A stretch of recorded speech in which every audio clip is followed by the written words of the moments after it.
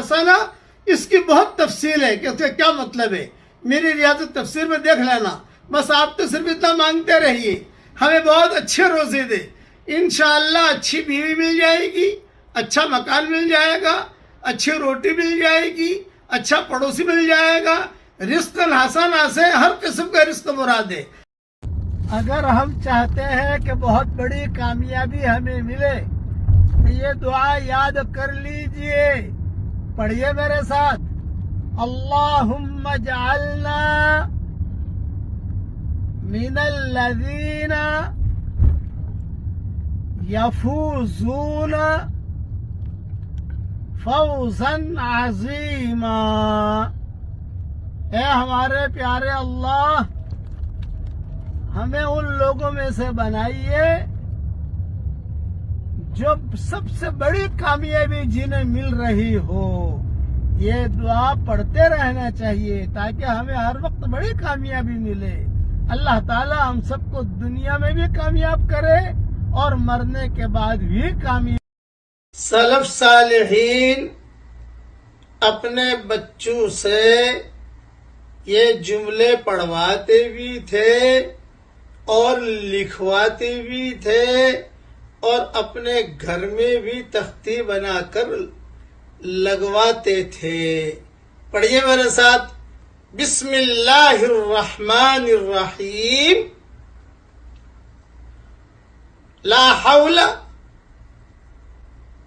ولا قوت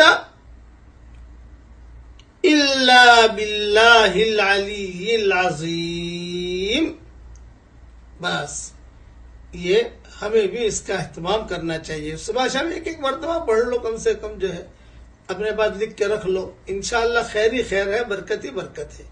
اللہ تعالیٰ 3 چیزیں زیادہ سے زیادہ پڑھتے رہو اور ہر ایک کی زبان پر وہ چیزیں آتی ہیں، یہ نہیں کہ نہیں آتی، اس کا ریٹ زیادہ ملے گا آپ کو.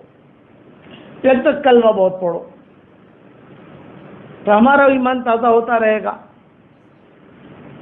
کہ پتہ نہیں زندگی کی کون سی گلی میں زندگی کا آدمی کی شام ہو جائے تو ظاہر بات ہے کہ آدمی کلمہ پڑھتا رہے گا، کلمہ پڑھتا رہے گا، کلمہ پڑھتا رہے گا، تو اس کا آخری کلمہ زبان سے جو جملہ نکلے گا وہ کلمے کا نکلے گا تو سدا جنت میں.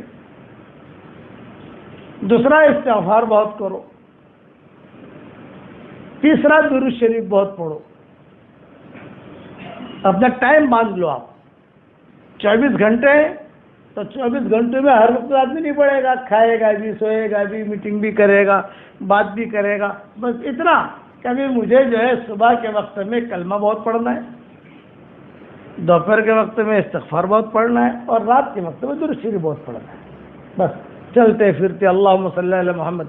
درود شریف پڑھنے کا سب سے بڑا فائدہ یہ ہے کہ آدمی ایک مرتبہ درود شریف پڑھتا ہے تو فرشتہ اس آدمی کا نام اور اس آدمی کے باپ کا نام، ماں باپ کا نام لے کر وہاں درود پہنچاتا ہے.